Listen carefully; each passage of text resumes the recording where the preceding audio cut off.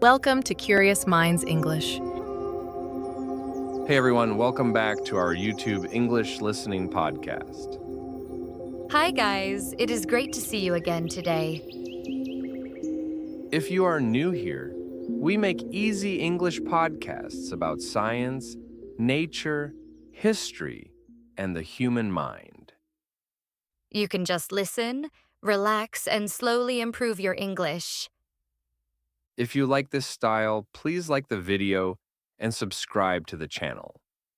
And turn on the notification bell so you do not miss new episodes. It really helps our small channel grow. So, Jessica, you look a bit serious today. What happened? I watched a movie just before recording. It was based on a true story, and it was very hard to watch. What kind of movie was it? The main character was hurt and abused as a child.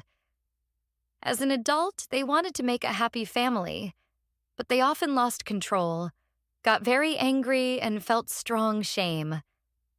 So their past pain came back again and again. Yes, they did not want to hurt anyone, but their old memories still controlled their feelings. It was sad, and also a little scary. That is actually a very important topic in psychology. Today, we will talk about trauma and PTSD and how trauma can change the way we see the world. And we will also talk about different ways people can heal from trauma. Let's start with the simple question. Have you ever met someone who gets very angry at a small thing? Yes, like when someone makes a small mistake and the other person explodes. Exactly.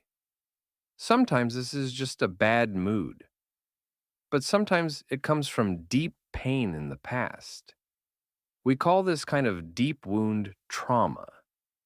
So, what is trauma in simple words?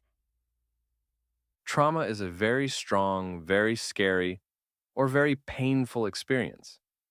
For example, war, serious accidents, abuse, or long-time bullying.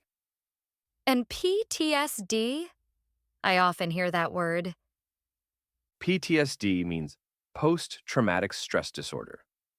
It is a mental health problem that can happen after trauma. People may have nightmares, flashbacks, or very strong fear, even when they are now in a safe place. So, their body and brain feel danger, even when there is no danger now. Yes, trauma can change how the brain works. Let me give an example. Okay, I'm listening. Imagine a normal family photo. A father fixes a car. Two children watch and smile. Most people see a warm, happy moment. Right, that sounds safe and normal. But some children with trauma look at the same picture and imagine something very dark. For example, they may imagine the father gets hurt with a tool or that there will be blood and violence. So, the picture is the same, but the story in their mind is very different. Exactly. Their brain starts to search for danger everywhere, even in a peaceful photo. That must be very tiring. Everyday life becomes scary. To understand this, we can think about two important parts of the brain. Okay, brain time. But please keep it simple. I will. The first part is called the amygdala. Think of it as a fire alarm inside your brain. It looks for danger and shouts, "Be careful." So, when something scary happens, the amygdala makes your heart beat fast, and your body gets ready to fight or run away. Yes. The second part is called the prefrontal cortex. You can think of it as a wise friend or a brake in a car. It checks the situation and says, "Wait, maybe it is safe. We can calm down." So, one part is the alarm, and one part is the brake. Exactly. In a healthy brain, the alarm and the brake stay in balance. What happens after trauma? After strong trauma, the alarm becomes too sensitive It rings very easily, even with small sounds or small problems. At the same time, the brake becomes weak. So the alarm is loud, and the brake does not work well. Yes, that is why people with PTSD can feel big fear or big anger from small things. Their reaction looks too much from the outside, but inside it is very real. That movie character I watched was exactly like that. They knew they were overreacting, but they could not stop. Right.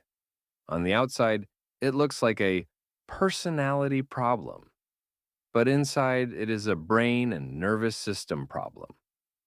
Does trauma also affect the body? Good question. Yes, trauma does not live only in the mind, it also lives in the body. What do you mean? People with trauma can feel pain, tension, or tiredness all the time. The body stays in danger mode. Sometimes the immune system becomes confused and starts to attack the body itself. So the body remembers the danger even when the person tries to forget. Exactly. That is why some scientists say the body keeps the score. The body remembers what the mind wants to forget.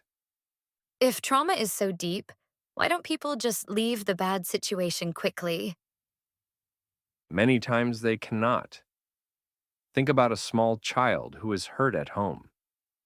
They have no money, no power, and no safe place to go. For them, the parents are the whole world. Yes, so the child often thinks, it is my fault. I am a bad child.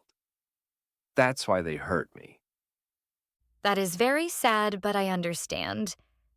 If the child blames the parent, they might feel even more unsafe. Exactly. We call this learned helplessness when someone learns, nothing I do will change this. I cannot escape. Then, even when they grow up and have more choices, their brain still feels there is no way out. Okay, this is heavy, but also important. Let's talk about healing. How can people recover from trauma? There is no single perfect way, but there are many helpful methods. Let's talk about four big groups: medicine, talking, body based methods, and brain training like EMDR or neurofeedback. Great. One by one, please. First, medicine. Doctors can give drugs that change the balance of brain chemicals. So, medicine can make the alarm less loud, right? Yes, it can calm fear or sadness for some time. This can help people sleep, work, and live. But there are also limits. What kind of limits? Medicine usually does not remove the root of the trauma. When you stop the drug, many symptoms can come back. Also, some drugs can make people feel numb, like they are not really themselves. So, medicine can be a useful tool, but it is not a magic solution. Exactly. Second, talking therapies. For example, talking with a counselor about the past. I often hear talk therapy or counseling. How does it help? When we put our story into words, the brain can start to organize the memory. The trauma becomes a clear story with a beginning, middle, and end. Then, the brain can slowly understand this is in the past. It is over now. So, talking turns a big, scary feeling into a story that we can hold and look at. Yes, but it is also very hard. When people talk about trauma, they can feel strong emotion again, and sometimes they cannot find the right words. So it takes time, and it is not easy for everyone. What about body based methods? These methods focus on feeling the body again in a safe way. For example, yoga or special breathing exercises. How can yoga help trauma? In yoga, you move slowly, Notice your breath and feel your muscles. This can help the nervous system calm down. Some studies show that regular yoga can reduce PTSD symptoms, especially when people pay attention to slow breathing. So the body learns, I am here now. I am safe. Exactly. Another method is mindfulness. You sit or walk quietly and notice your thoughts and feelings without judgment. You just watch them come and go. Like watching clouds in the sky, they appear and then move away. Nice example.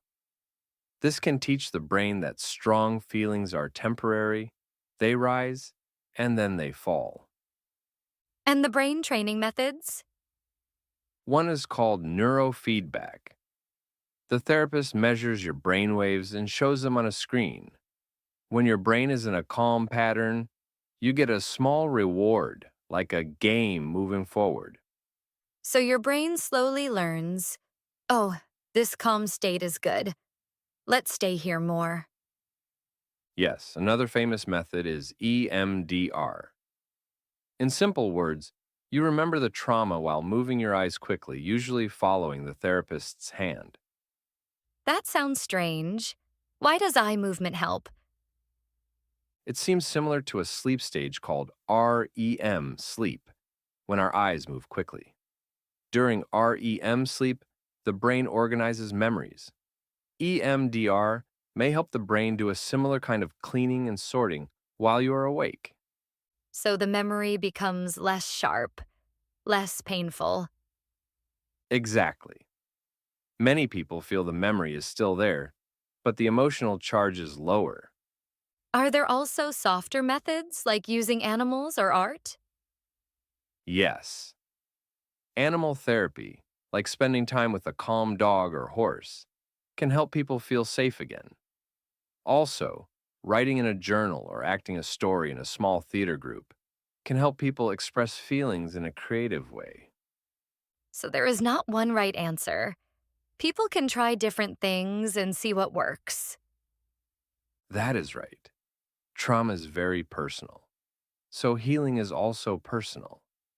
I am also thinking about children. Many studies say that childhood trauma can affect school, work, health, and relationships for many years. Yes. Helping children early is not only kind, it is also smart for the whole society. It can reduce later crime, sickness, and other problems. So supporting hurt children is good for the heart and also good for the economy. Exactly. When we help the most vulnerable, everyone wins. Okay, let's slowly recap today's topic for our listeners. Good idea. So today we talked about trauma and PTSD. Trauma is a very strong, scary, or painful experience that can change the brain and the body. People with PTSD often feel danger, even in safe situations. We said the brain has an alarm part and a brake part. After trauma, the alarm becomes too loud and the brake becomes weak. So emotions can feel out of control. Trauma also lives in the body. The body can stay in danger mode, feel tired, or even attack itself. For healing, there are many tools: medicine, talking therapies, body based methods like yoga and mindfulness, and brain training methods like neurofeedback and EMDR. And we must remember that people with trauma often find it hard to ask for help. Their memories can be broken, and other people may not understand their story. That is why kindness, patience, and a safe environment are so important. Before we finish, can we explain some key words from today in easy English? Sure, let's do that. First word, trauma. Trauma is a very strong, painful experience that is too big for the mind and body. For example, war, serious abuse, or a terrible accident. Second word, PTSD. PTSD is a mental health problem after trauma. People may have nightmares, flashbacks, and strong fear for a long time. Third word, trigger. A trigger is something that makes you remember the trauma and feel the same fear again. It can be a sound, a smell, a place, or even a word. Fourth word, flashback. A flashback is when you feel like the bad event is happening again right now. Even when you are safe, it feels very real. Last word, therapy. Therapy is a safe space with a professional helper. You can talk, move, or use other methods to heal your mind and body. Thanks. That makes it much clearer. If you are listening and you have your own difficult past, remember, you are not weak. Your reactions often come from your brain trying to protect you. And it is okay to ask for help. You do not have to do everything alone. If this episode was helpful, please give it a like and share it with a friend who is learning English or someone who is interested in mental health. You can also write a comment. Would you like more episodes about psychology and emotions? Tell us what topics you want. And don't forget to subscribe and turn on the bell so you know when the next easy English, science, and psychology podcast comes out. Thank you so much for listening today. See you in the next episode. Bye, everyone.